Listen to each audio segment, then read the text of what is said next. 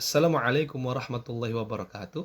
Alhamdulillahilladzi adhaba 'anna al-hazan inna rabbana laghafurun syakur alladzi aujaba 'alaina bi fi'lil ma'mur wa tarkil mahdhur asyhadu an la ilaha illallah wa asyhadu anna muhammadan 'abduhu wa rasuluhu sallallahu alaihi wasallam wa ala alihi wa ashabihi amma ba'd.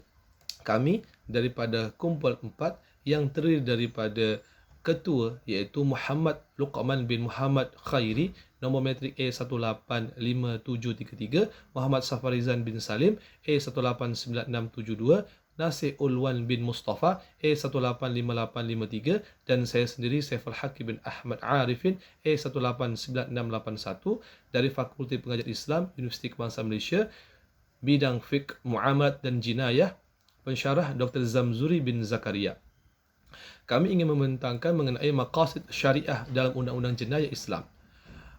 Definisi maqasid syariah menurut Allamah Muhammad Tahir bin Ashur ialah makna-makna dan hikmah-hikmah yang diambil perhatian oleh syarak dalam semua keadaan pensyariatan atau sebahagian besarnya yang tidak mengkhusus kepada mana-mana hukum syarak yang tertentu. Menurut Syekh Al-Fasi pula ialah tujuan-tujuan syariat dan rahsia-rahsianya yang ditentukan oleh Allah Subhanahu wa taala pada setiap hukum hakam. Manakala menurut Dr. Ahmad Ar-Raisuni berpandangan bahawa maqasid syariah ialah matlamat atau tujuan yang ditentukan oleh syarak bagi merealisasikan kemaslahatan manusia. Definisi hukuman atau uqubat ialah satu balasan yang ditentukan oleh syarak ke atas mereka yang melanggar dan mengingkari perintah Allah bagi tujuan untuk menjaga kemaslahatan umum. Manakala definisi jenayah ialah satu kata nama bagi perbuatan yang diharamkan oleh syarak, sama ada perbuatan tersebut dilakukan terhadap nyawa, harta atau seumpamanya. Assalamualaikum warahmatullahi wabarakatuh. Kami menyenaraikan 3 poin berkenaan maqasid syariah dalam hukuman jenayah Islam. Yang pertama ialah hukuman itu dijalankan bagi tujuan takdib, atau maksud lainnya ialah proses mendidik bersalah. Ia merupakan matlamat utama dan ia bertujuan memperbaiki ummah secara individual. Dan seterusnya, ia dapat melahirkan ummah yang baik yang akan menegakkan syiar Islam dan menjunjung tinggi syariat Islam itu sendiri. Dengan pelaksanaan hukuman ke atas pesalah ini, ia akan sekaligus melenyapkan keburukan yang telah bersarang dalam diri mereka yang menjadi pendorong mereka untuk melakukan kejahatan dan jenayah. Dengan izin Allah, moga-moga dengan hukuman yang dikenakan ke atas pesalah ini menjadi titik tolak kepada kehidupan yang lebih baik selepas ini, insya-Allah. Bismillahirrahmanirrahim. Assalamualaikum warahmatullahi wabarakatuh. Nama saya Muhammad Safarizan bin Salim, nombor metrik A189672. Saya akan membicarakan tentang maqasid syariah yang kedua dalam pelaksanaan hukuman jenayah Islam, iaitu memuaskan hati mangsa jenayah. Jadi dalam maqasid yang kedua ini, tujuan hukuman jenayah itu hukuman jenayah Islam itu disyariatkan adalah untuk memuaskan hati mangsa jenayah kerana tabiat semula jadi manusia, mereka akan marah dan berdendam terhadap orang-orang yang melakukan kezaliman ke atas dirinya.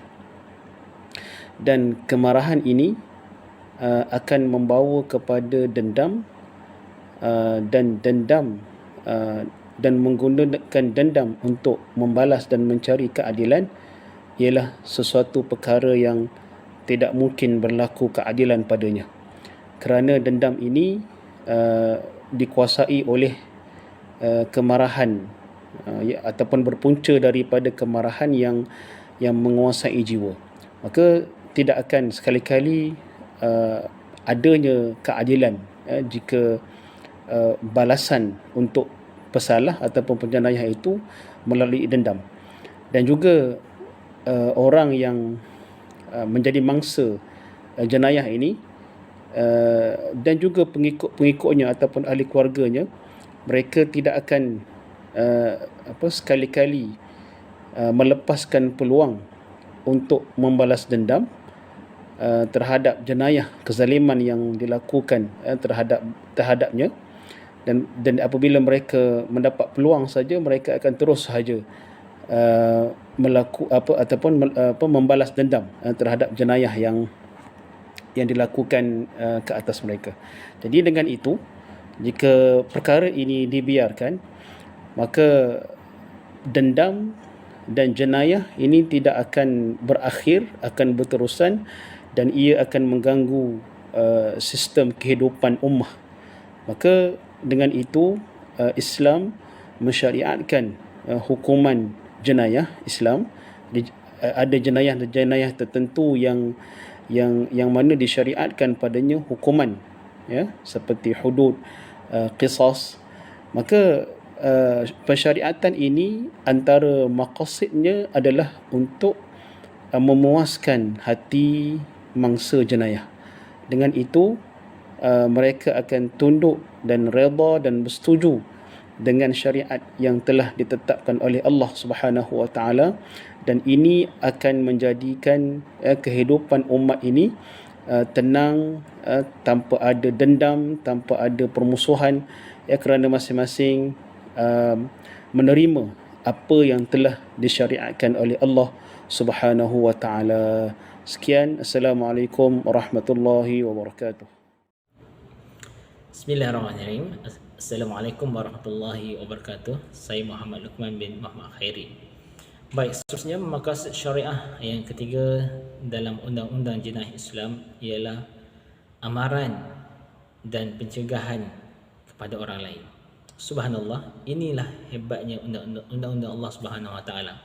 Selain daripada isu berkaitan dengan penjenayah dan juga kebajikan mangsa, undang-undang Allah Subhanahu wa taala turut mengambil kira kesan serta pencegahan kepada masyarakat sekeliling ataupun orang lain, supaya mengambil pengajaran ataupun menjadi sesuatu yang disebut sebagai nakalan minallah, peringatan daripada Allah Subhanahu wa taala, supaya manusia berhati-hati dan tidak mencuba-cuba atau terjebak dengan jenayah-jenayah yang ada dalam yang digariskan dalam Islam. Seperti mana yang kita lihat perkembangan semasa saban tahun, kita ada sahaja pindaan-pindaan undang-undang yang ada yang sedang digunakan pakai sekarang. Namun ternyata undang-undang tersebut masih lagi belum berjaya mengurangkan, bahkan semakin saban masa terus bertambah kes-kes jenayah yang ada. Ini menunjukkan bahawa ia berbeza sekali dengan undang-undang Allah Subhanahu wa taala. Kalau kita lihat sebagai contoh undang-undang berkaitan murtad, kita lihat berapa banyak ajaran-ajaran sesat yang terus dari masa ke masa terus berkembang, dan mungkin kan hampir sepanjang masa akan ada sahaja nama-nama baru yang timbul, dan kita tidak mendengar kumpulan-kumpulan ajaran sesat tertentu yang telah lupus, berkurang atau sebagainya. Sedangkan kalaulah dilihat undang-undang ini dari segi undang-undang Islam, insya-Allah kita yakin dan percaya tidak ada orang berani mempersekutukan Allah Subhanahu wa taala. Begitu juga dengan undang-undang yang lain. Bila mana kita mendengar khabar ada usaha untuk memperkasakan mahkamah syariah, bidang kuasa mahkamah syariah, maka kedengaranlah suara-suara, pelbagai suara yang melontarkan sama ada kerisauan ataupun rasa takut kepada undang-undang yang akan dilaksanakan. Kerana itulah sememangnya undang-undang Allah Subhanahu Wa Taala ini bukanlah semata-mata bertujuan untuk menghukum sebenarnya, bahkan sebagai peringatan, sebagai amaran kepada masyarakat agar tidak ada terdetik dalam hati kita untuk melakukan perkara-perkara yang salah tersebut.